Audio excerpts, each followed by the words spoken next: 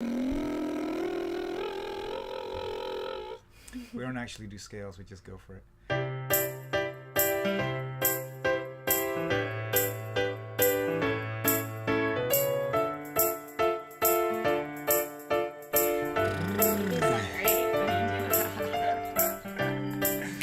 Hello, everybody, and welcome to another episode of the We're So Young podcast. Woo!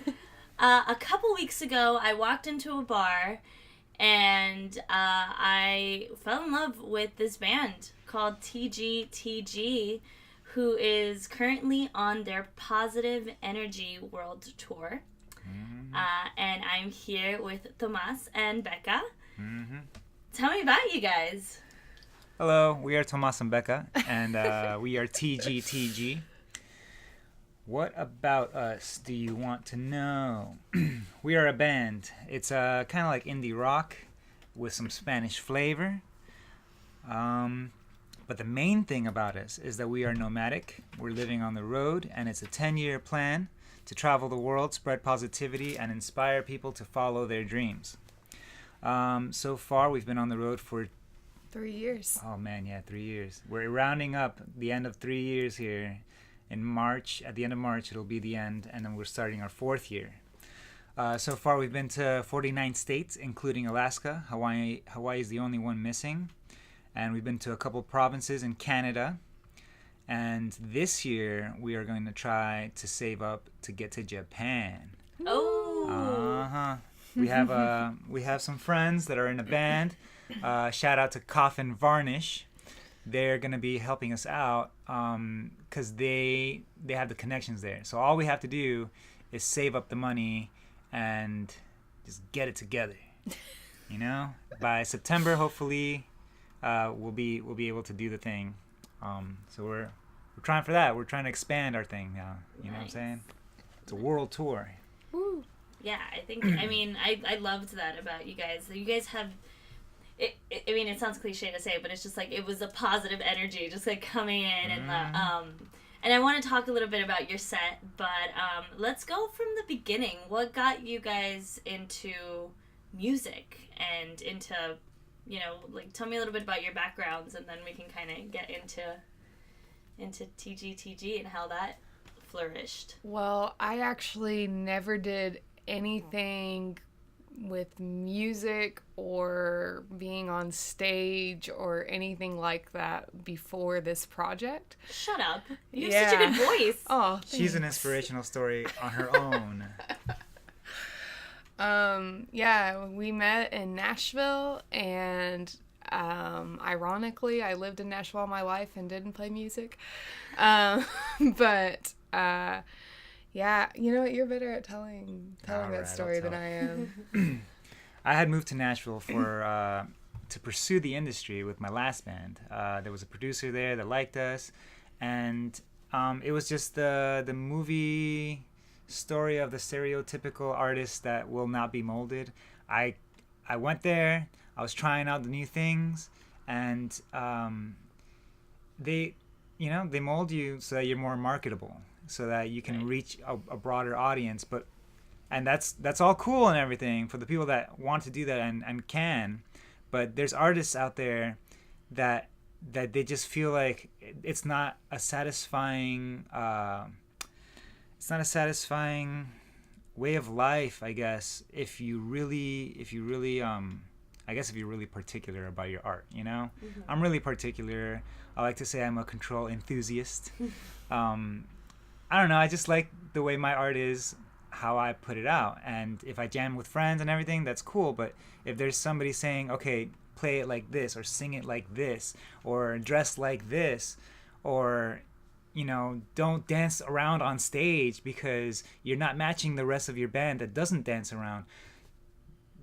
These are all examples, by the way, from what happened. But I couldn't do it. I said, you know what? I tried the industry, and it's not what I wanted. I want to make my own art, so I'm gonna go back to starting over. And I've started over and over and over. I've been from band after band after band, tour after tour after tour, job after job after job. My favorite place is on the road, meeting people, hanging out, exploring the world. So I thought to myself, a lot of people are living out of their vans nowadays anyway. Yeah. So why don't I just start saving up, get myself a little hatchback or something, and I know how to record, I know how to print shirts, I know how to do the whole thing. Like pretty much I can be my own record label. So, and I know how to book shows. So I'm just going to go for it. I'm just going to go all the way. I am in my mid-30s. By that point, I'm in my mid-30s saying, I've tried everything. Which is unbelievable. You guys need to see what this guy looks like. He looks like he's like 20. Yeah, but this is also proof that it's never too late. So those people that are like, oh yeah, I've been in bands and forget it, it's not going to happen.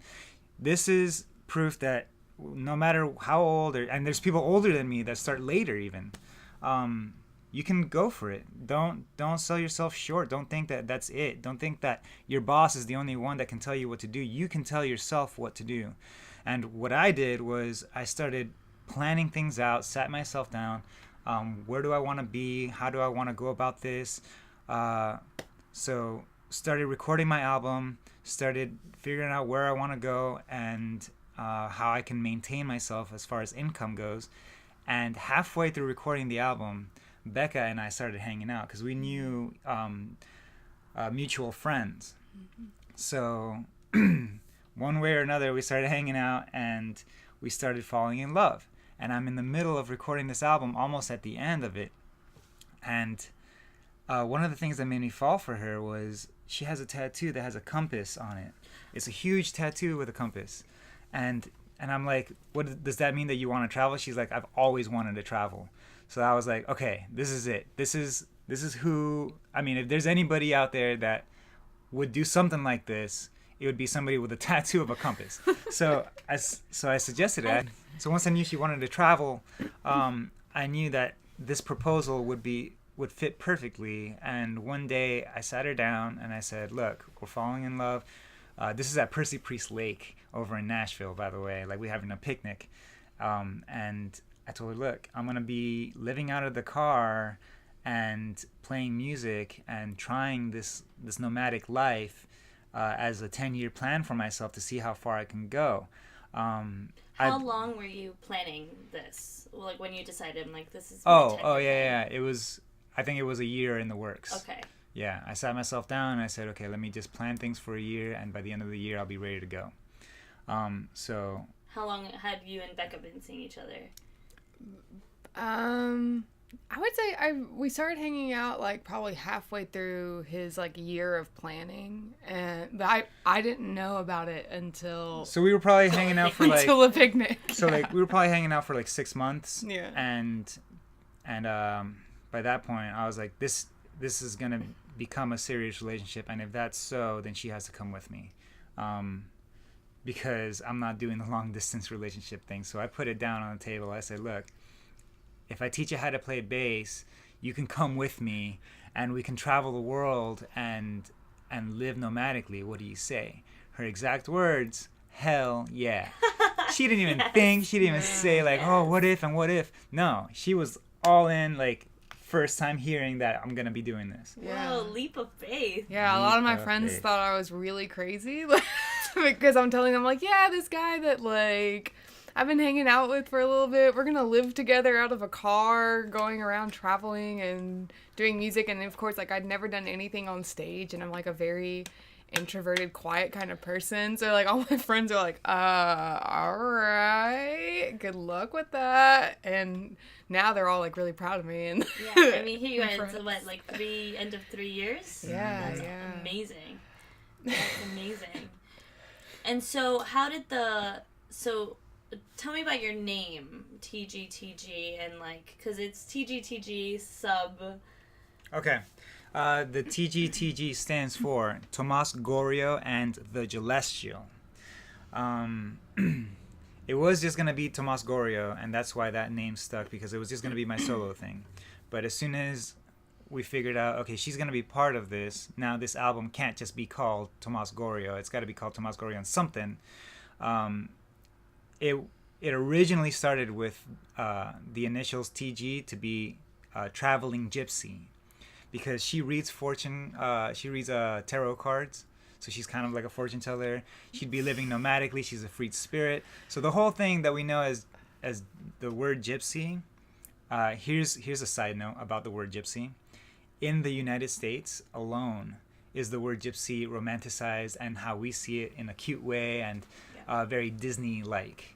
The truth of the word gypsy outside of the States is that it's a negative connotation. It's a derogatory term, because not only does it mean, you know, nomadic, fortune telling, stuff like that, but it also points out people that are thieves, they kidnap, they kill, all that stuff. So Pirates. Yeah, so when you hear the word gypsy outside of the U.S., you think of something bad. Oh, this person's a bad person. That they're a gypsy, so watch out for them. Plus, it's also heritage. Not saying that all gypsies are bad, but that's just how they're raised to be. So heritage didn't.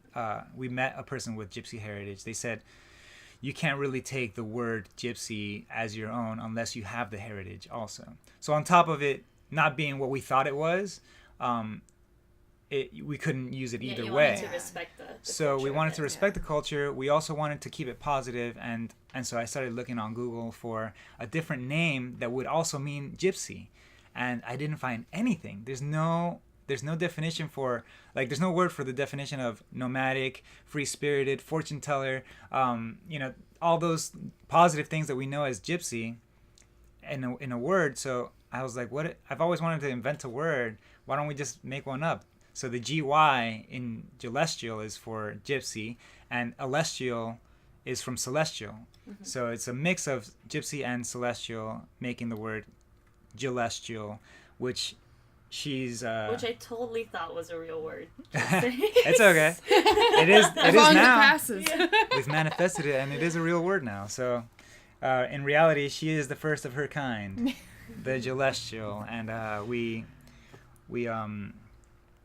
we try to tell people about it, and maybe we'll make like a shirt that says the definition or something, and maybe people can start switching over to celestial if they truly want to become nomadic and free spirited, and they can read fortunes, I guess. Or just use it in daily content. Yeah, celestial. Make it a thing, a movement. Yeah, no, that's amazing. Okay, so she says, hell yeah. Mm-hmm. Now what? Oh, now to teach her bass. Yeah. Okay, so my degree was in music education. So and my grandfather was a teacher too. So I have the patience and what it takes to be a teacher, and I've always loved that. I just didn't like teaching in a class environment and all that stuff, but I can teach my friends. And so when it was time to teach her, she just had to be patient for herself to learn it. Yeah, and that was the hardest. In school, she was the straight A student that just didn't have to try. So she actually had to try. Yeah. But luckily, she has rhythm. She has a natural rhythm. So she picked it up quicker than she expected. And I showed her some simple lines. I said, look, you don't have to be a bassist. You just have to learn the songs. And if you like the bass and you like playing and you want to be a musician, go for it, but if you don't, like, I'm not going to push you to be something that you're not. So as long as you're having fun with it, let's just keep doing it. And little by little, at first it was a little frustrating for her, but she came around. It was a lot of frustrating for me at first. I taught her the hardest song first. Yeah. But that's how you do it. Because once you learn the hardest song, then the other ones you're like, oh, I got this. It's cake. Yeah. Once we started, he started teaching me like the third or fourth song. I was like, wait a second, did you teach me the hardest one first? And he was like, well, yeah. I was like, oh my god, because I struggled so much with that first one. But I was like, oh, this one's easy compared. Oh, this one's easy compared. Like, oh, okay, now I see what's going on. But then you ended up evolving into a musician, because you played several instruments. I mean, you both play seveal instruments during your set. Yeah, now I'm playing a little bit of synth/keyboard, which he taught me as well. I did, And I can only do like these handful of songs, but I have fun with them. So. I mean, honestly, I would never not know that you didn't grow up doing music, or that you're an introvert, which I think is so beautiful about an art. You know what I mean? Because it's like you guys on stage have such an awesome chemistry, and it's just like that was something that David and I were talking about when we were watching you. We were like, they're so cute, like they're just like so happy, and they're just like we loved it. And then yeah, and you're having so much fun. It just seemed natural for you guys. I'm just shocked that you just did it. I want to tell you one thing that that makes that chemistry happen, that we're really proud of, is the fact that we went against the industry. Was a huge thing, because in the industry, what I experienced was the regimen of practicing. It's like you have to practice your instrument and your song hours and hours and hours, so many times on your own, and to a click track and to the whole thing. Like, you have to be solid. I mean, you go to Nashville and you have flawless musicians, flawless, and that's great and everything. But for me, I come from a punk rock background, so messing up is part of the culture. Like, you don't care. You don't care at all on stage. You just want to have a good time. Yeah, you learn the song enough to be like, to have fun with it, you know? Right. And that's what the industry was taking away from me, and I wasn't having fun playing guitar. I wasn't having fun singing, and I said, look, you know, let's embrace mess ups. Just play. Let's get tight with these songs enough to where we can still like playing it on stage. And if we mess up on stage, so be it.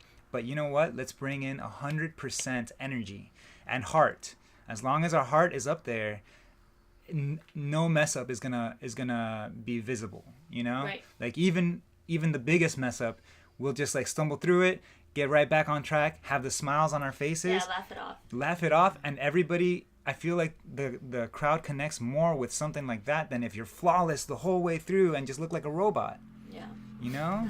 That's a life lesson, actually. You know what I mean? Just have fun. It's an art. Like, we're not here. We're not a business. We're not up on stage trying to sell our product, which that's what Nashville taught me. You are a product. Your on-stage presence has to match the sound of your album and everything. Our album, I've produced it with drums and everything, and you don't see drums on stage. You see me beating a cajon with my foot and a tambourine with my other foot, and that's our drums on stage. But the energy like makes up for it. Yeah. For our fellow audience members who didn't grow up with a Hispanic background, can you talk a little bit about what a cajon is? Oh yeah. I had to explain it to David. He's like, "What is that?" I was like, "It's a cajon. It's so cool." A cajon is actually, it's originally a Afro-Peruvian instrument. That it's a box that you sit on, and you pretty much play like a drum with your hands. And I'm actually Peruvian, so I feel like it's cool to represent that. But nowadays, the cajon has been getting really popular. So you'll see them at guitar centers, at Sam Ash, and you'll see a bunch of bands using them. Yeah. They've become really popular. So ours, we've attached a kick pedal so that I can just sit on it and kick, do like a kick drum sound and just kick it backwards instead of forward like how you'd see a drum kit. But being a drummer, like, I can just take over the drums with my feet and then just play guitar and sing. So doing the one-man band allows for percussion sounds on stage along with, you know, what all we're doing plus the harmonies. At one point, you were like, you had like a tambourine on one foot, yeah, and you had the drum, and you were like playing. I was just like, that's intense. That's so insane. Yeah, I like to juggle. So when you involve instruments with juggling, it's just you can mess around and do a one-man band. It's awesome. It's awesome. Can you guys talk a little bit about your set intro? Oh. Our capes? The capes. Okay. Yeah. I want you guys to set the scene. We don't. Okay, you caught us in a lucky show because we only bring out the capes for certain shows. Since we're still brand new, a lot of people don't know us yet, so we don't want to like do a whole crazy thing for people that are just like at a coffee shop trying to just chill out, you know, drinking their tea while watching some music. We'll show them our music first. But when it's a bigger crowd and everybody's amped up and we know this is the type of crowd that would like something like this, we pull out all the stops.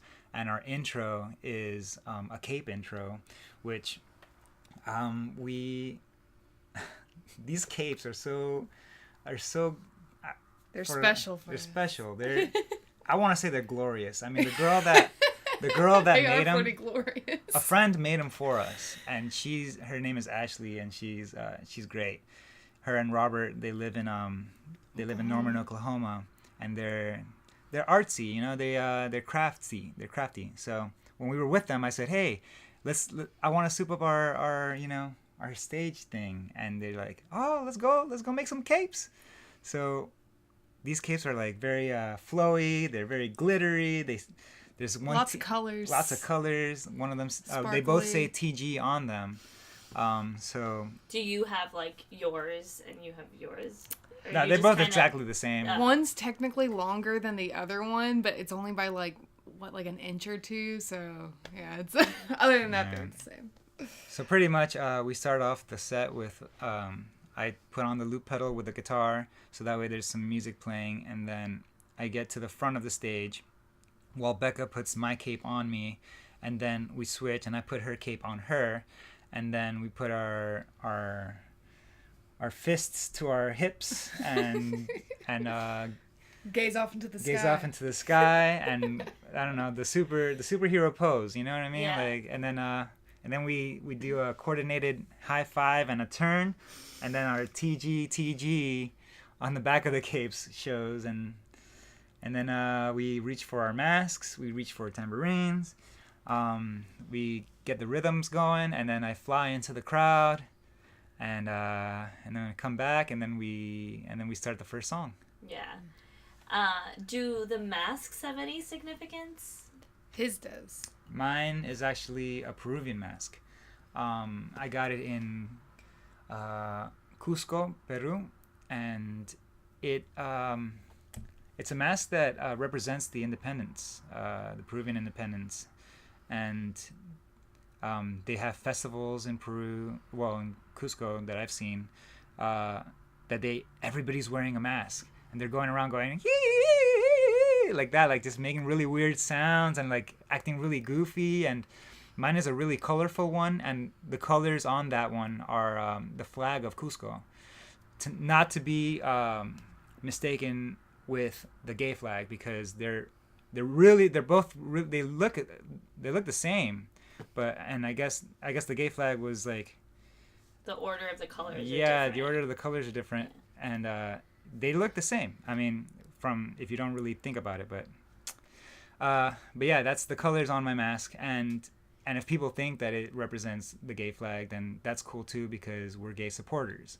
So either way, it's a win-win, and it's very colorful, and we want people to feel comfortable, and that we're not a strict band on stage trying to be a business, you know, that Right. we We're want just trying to have fun. yeah. I mean, I totally got that. I think that was my favorite part of the night, was just watching you guys just like rock out on stage. And you guys brought people up from the audience, which was fun too. I'm a big fan of audience participation, so yeah, so I thought that was fun. So the Positive Energy Tour. World tour. World Yeah. Tour, that's right. Positive Energy World Tour. Tell me about the name. I mean, I love it. Go ahead. Well, when we set out to do this together, we talked about how like we really wanted to I guess make a positive impact on people and help inspire people, and it also is it's kind of I don't know how to say it. Here, I'll take over. Yeah, you take over. You're better at this than me. So right before we started this whole life, we were both in really bad spots in our life.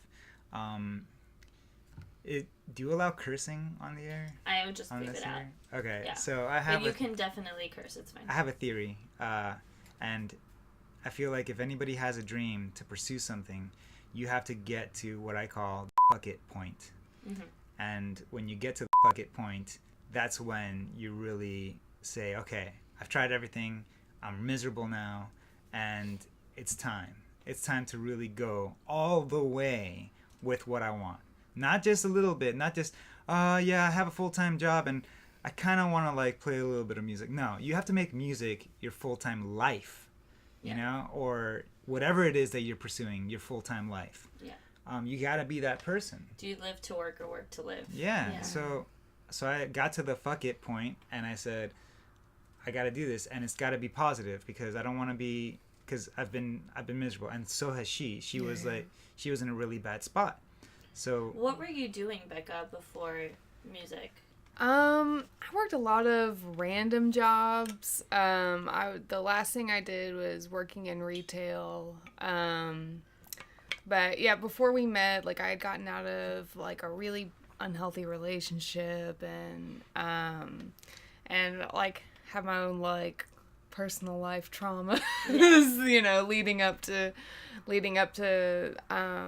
you know, meeting Tom, and you know, us getting to know each other. And I had kind of already started to make the shift of like I need to be more positive. Like I was a very cynical, just generally negative kind of person before then. I'd kind of seen where that got my life at that point, and I was like, you know what, I need to switch this around. I need to be more positive. And I felt like that's how I was as a kid, and you know, that's the true nature of me. So I was like, I'm gonna get back to that.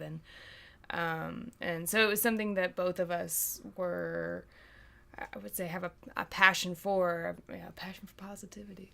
I feel like calling it, naming it actually Positive Energy World Tour, as cheesy as it sounds, is what keeps us on track. Yeah. Like if you're the people that are representing what's called the Positive Energy World Tour, then you have to be positive. So there's no around it. So it's kind of like a little bit of a rehab name, you know. So you're just always on check. Yeah, you're manifesting these positive energies, you know. So you can, you can't. Anybody can get in a negative spot, and we've gotten in our negative spots. Especially our first year. Yeah, the first year. Can you talk about that? Yeah. Oh my god. We called it the struggle year. Well, we still refer to it as the struggle year, but because you guys as a couple were also very new. Yeah. Mm-hmm. Yeah. So I told her right from the beginning, if there's anything about this life that you don't like, put it on the table ASAP. We have to know what we're getting into. If one of us doesn't like something, then, and you hold it in, it's just gonna blow up later. So if you're at some point, even if it comes down to you not even wanting to be living this way, say it. And then as soon as you say it, then we can figure out a way without drama to okay, maybe you can come back to Nashville and live here, but I'm gonna be keep living on the road. And you know, if we split up, hey, you know, love happens anywhere, and things happen for a certain amount of time. Let's not put like expectations on this. Let's just live organically. Let's let our love grow organically. Let's let our art grow organically. Everything about us is organic, and I feel like that's just how we've been manifesting this life. And because of that, the first year was tough, and we argued a lot, but because of the manifestation, we were able to get through the arguments and calm ourselves down and see what a relationship feels like, you know, outside the matrix, quote unquote. You know, like it's there's no stress. There's no like, oh, this person at work pissed me off, and now I'm gonna bring this energy back to the house, and our dinner is gonna suck. You know, no, that's not gonna. That we don't have that anymore. Yeah. That. I think a big thing was like we got really good with communicating, and so a lot of that communication the first year was, you know, intense and disagreements, and you know, just being next to one person constantly and sharing the same income, and you know, big stressors, you know, but we communicated a lot. And I think at the end of the day, because we both felt that what we were doing was rewarding, and we were both, in general, happy with our lives and happy with what we were doing, and you know, we still loved each other, that it's like, okay, we argue, blah, blah, but then, you know, you get to the end of it, and it's like, you know what, it's not worth me, like, you know, I have to hear him say that I was right. You know, it's like, it's not worth that to me anymore, because what we're doing is so much greater. Like, the sense of joy and satisfaction that I get from our life as a whole is better than, like, having to be right about something, or you know, having to get, you know, that last word in. And I don't know, I think just having a broader perspective of what we were doing, you know, and being happy with it is what got us through our struggle year. Part of the struggle year was the financial situation. Yeah. It was our first year trying this. Nobody knew who TGTG was. So It's getting an shows, getting shows was really hard. And the music industry teaches you, don't book any shows unless you have a guarantee. So you always has to ask the venue for the guarantee. And I feel like that's a little too presumptuous.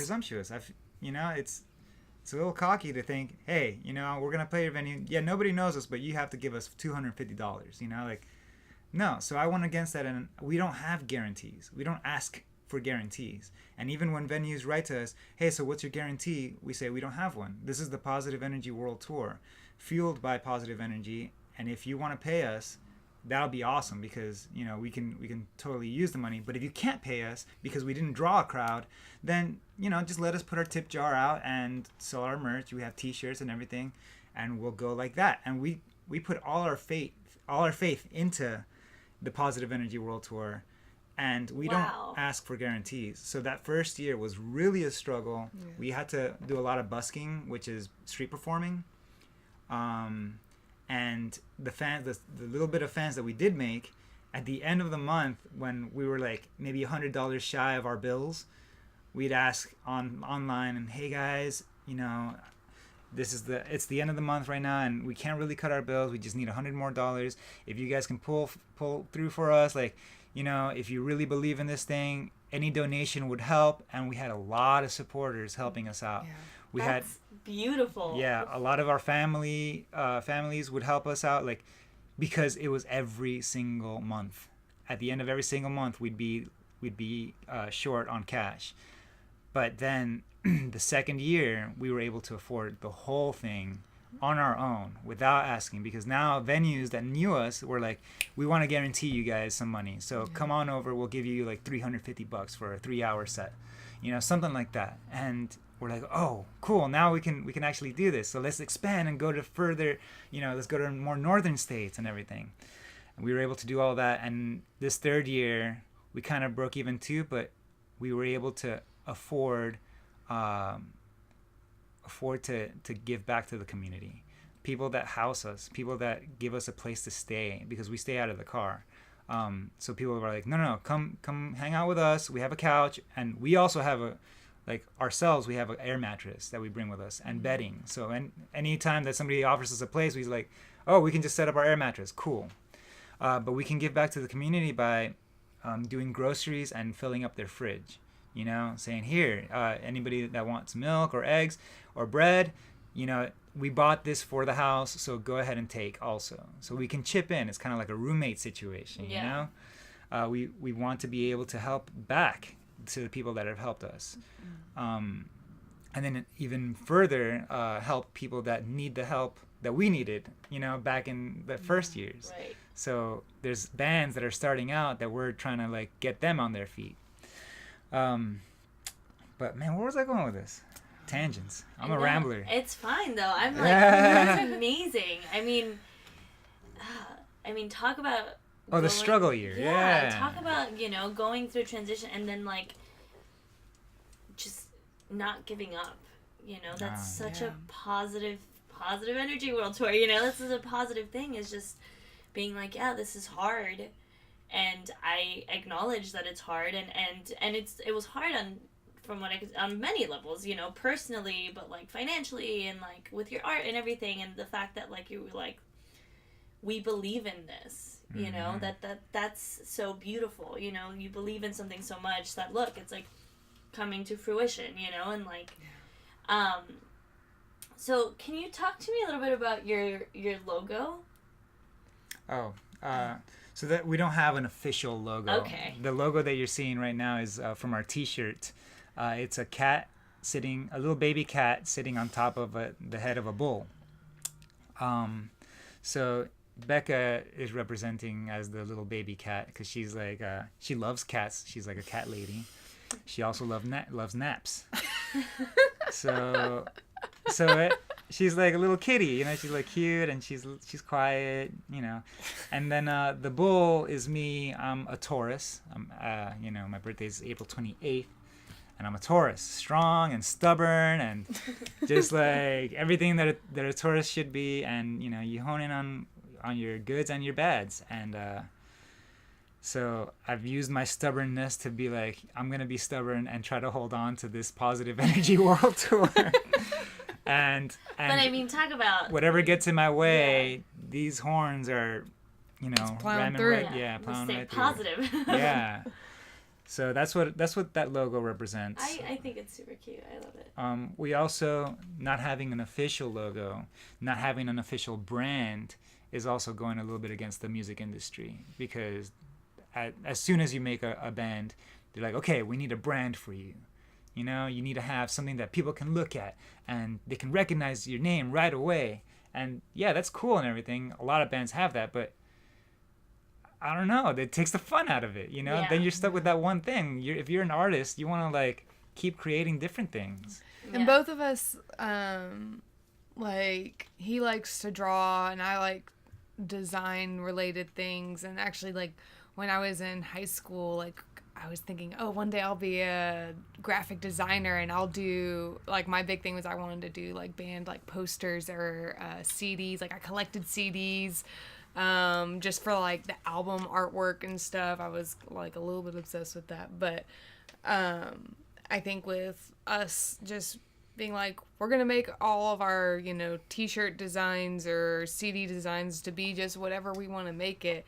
Having that freedom makes it fun for both of us, and it's something that we both enjoy working on, you know. Yeah, and I mean, if there's something that you want the people to recognize you by, it's your music, essentially. It's your art. Mm-hmm. Can you talk a little bit about the inspiration behind some of your music? I know Arya Stark is one of them. Oh, yeah. I'm a massive Game of Thrones nerd. Yeah. The moment you guys started that, since Arya Stark, I was like, oh, okay. So pretty much all of our songs have a very positive message throughout the whole thing. But here and there we want to like sing about different things, and one of our favorite shows is Game of Thrones, and all because of her. Yeah. She was a huge fan, and I actually had quit TV. So anytime that I watch something is because somebody's sitting me down to watch it with them. And that's fine, and I'll enjoy it. But Game of Thrones, she was like, okay, if there's anything that you're going to sit and watch with me, it's Game of Thrones. So I really want you to get into this show. As everybody does. Oh, my God. Because there's a bunch. I mean, all the shows now are amazing. Yeah. So you can get stuck with all the amazing shows, and I have stuff to do. So we have to get this positive energy world tour going around the world. So that's why I quit TV. I was addicted and I wasn't getting anything done. But I'm like, okay, I can do one show. That's how I was with Game of Thrones too. Someone sat me down and he's like, we have time. You're going to watch all the seasons. Yeah. Okay. It's daunting. It really is. Yeah. So having seen it now it's been my third round of the whole thing, because the next season's about to come out. Yeah. She's been like, she's seen like 6 times already. She's got the books and everything. This is what I'm reading right now, you know. So Arya Stark is a favorite of ours. That character is so badass, and she makes it. I mean, all of the characters in Game of Thrones make it through some crazy stuff, but Arya Stark is just such a badass, you know. Mm-hmm.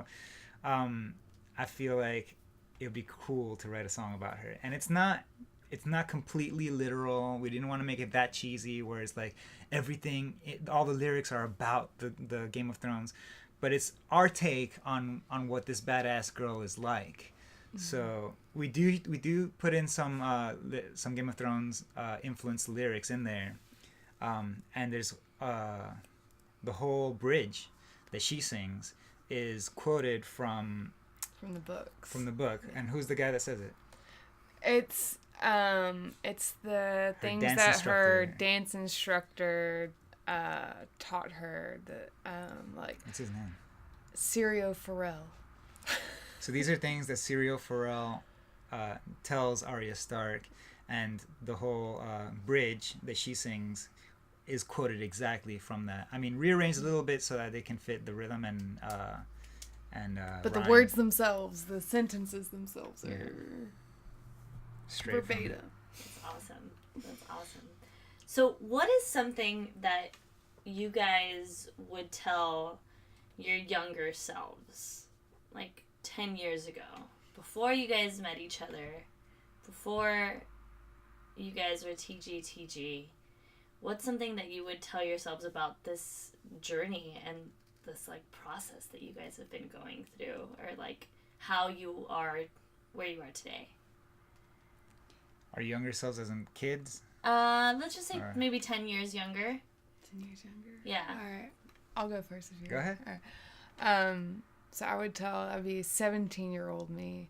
I would encourage my younger self to continue daydreaming. I daydreamed all the time, and it was things that like my teachers didn't, they'd see me like staring off or whatever. They're like, pay attention.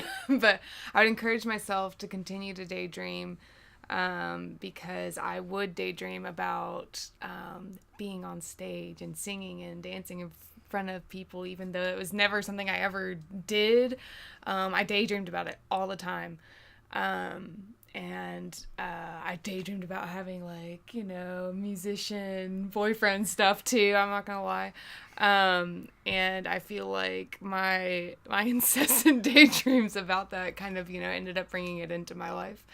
And I think I would encourage my younger self to be positive, like as positive as you can manage through hard things, because they really do eventually get better, even if it takes a really long time. Even if it feels like it's a really long time, to just like keep your head up and just know that there is, the light at the end of the tunnel, I think is what I would tell my younger self. And I would, so I'm 37 now, and I guess 10 years ago, 27, I would tell... Becca's age. Yeah. What would you tell me? No. I would tell myself that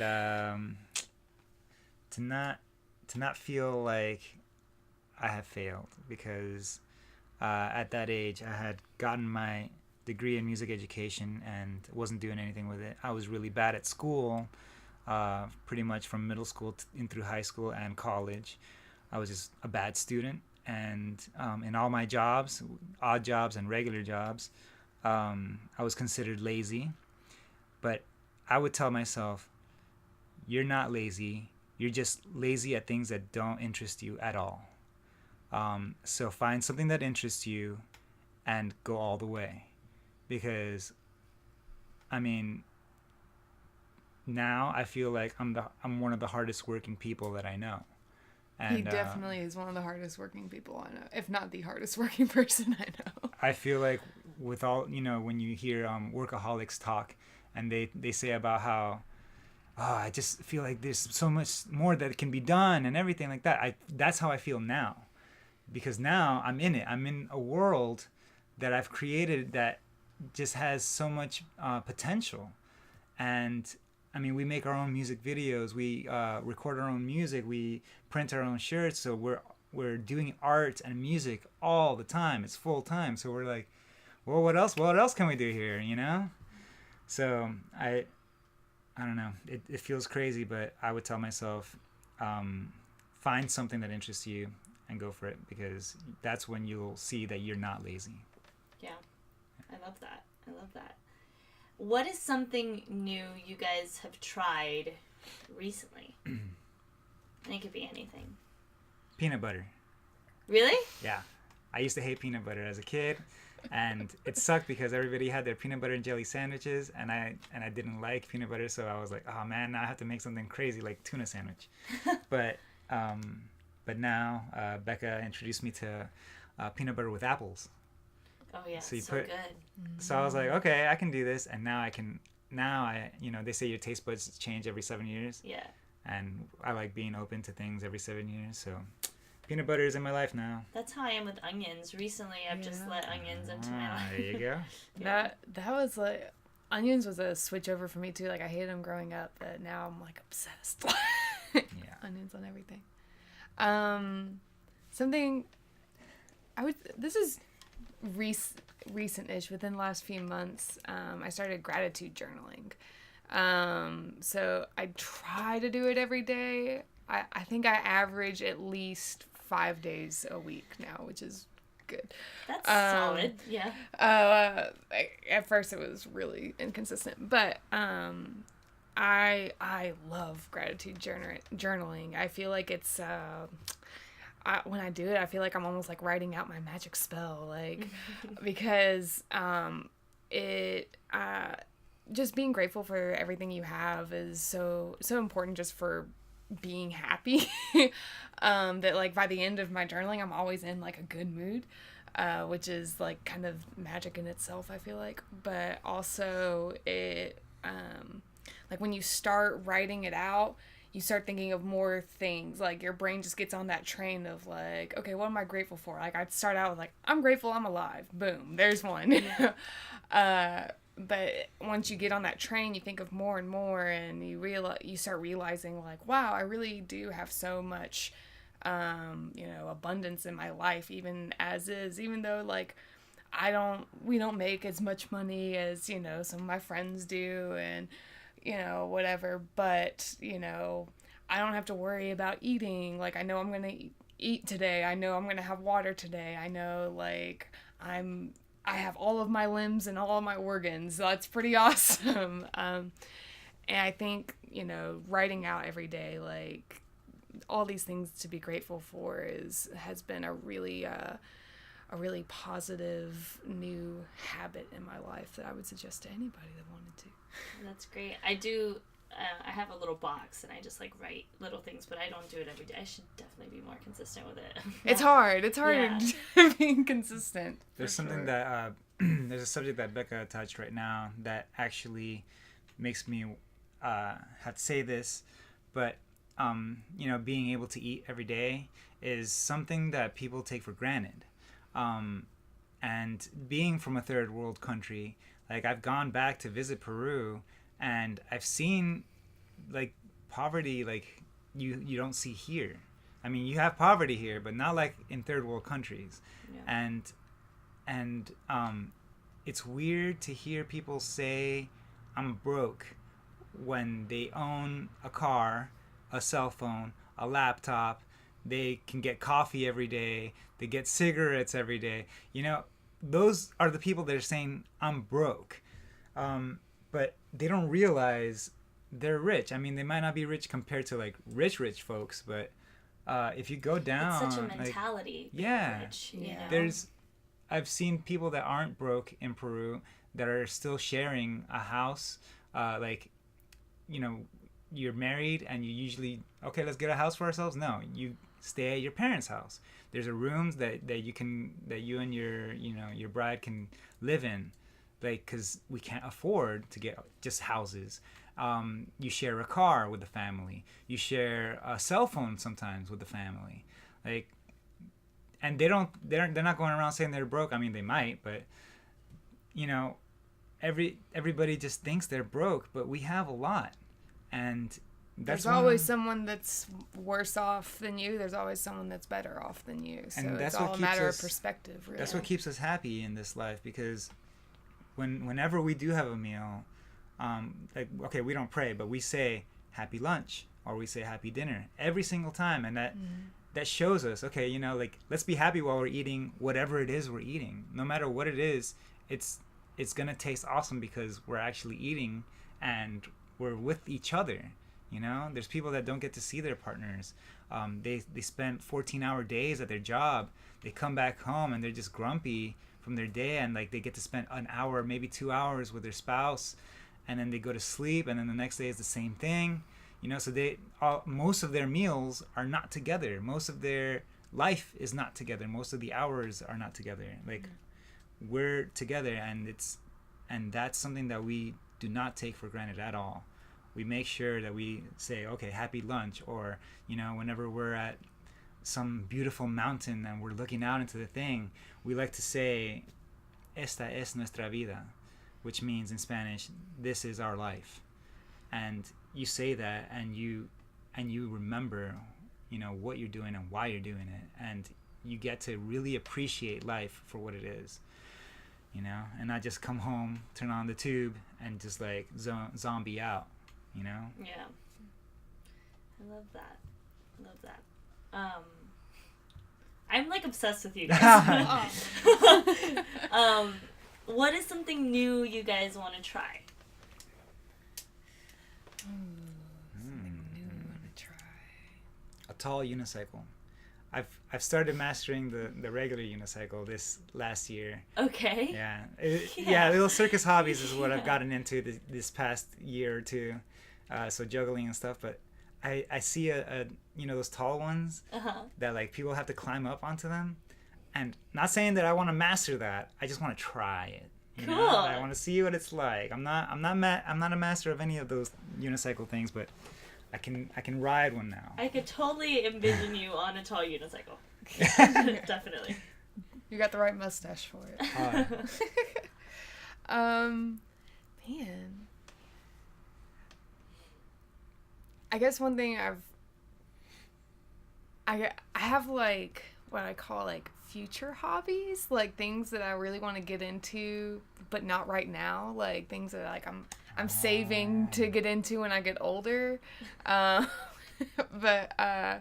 one of those things is like gardening and learning a lot about like medicinal herbs. I basically like I envision if I am lucky enough to become old, like I want to be like that crazy like witch lady that kind of like lives back in the forest, but everyone in town's like, yeah, but if you've got a cold, like go to her because she's got like the right tea for you to drink, or you know, like I want to be, that's who I like envision myself being when I'm older. So I really want to get into gardening and learning part a of lot the about celestial right Yeah. here. gardening and plants. That's something I want to try getting into when I get older.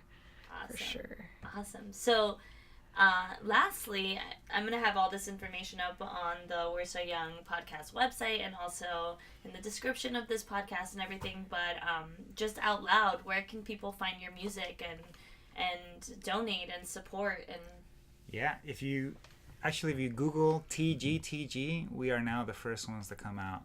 yeah. My second pitch would be search TGTG romantic novel, and that's our newest music video. And pretty much like you Google search that and all of our stuff comes out. We're on Facebook, we're on Instagram. We don't do Twitter and Snapchat. It's just too much. We wanna live our lives without Those the are phone. dying forms of social media. Oh man, I don't know. I think a lot of the younger people are in the Snapchat world, but I don't know. It's just too much to take on. Yeah. We want to live our life. You know, a little bit of social media is fine because people need to know us. So Facebook, Instagram, YouTube. That's where you can find us too. We post music videos there. We post some acoustic sessions. And if you really want to look back and research our first year, we have a video blog. We made a vlog. Weekly episodes, up to 34 episodes I think we got to. 34 like episodes of like where we were in the week. It's kind of like a talk show that we did where we have like an intro. Hey guys, this is our thing. Check it out. This week we went here and there. And we have, featured footage of all the places and featured songs from bands that we met along the way. Oh, nice. So I would put their music in there and help spread the word for them. But that's a lot to take on. Either way, that was just the first year. I don't know if we might bring it back. But you can find us on social media. Just search TGTG.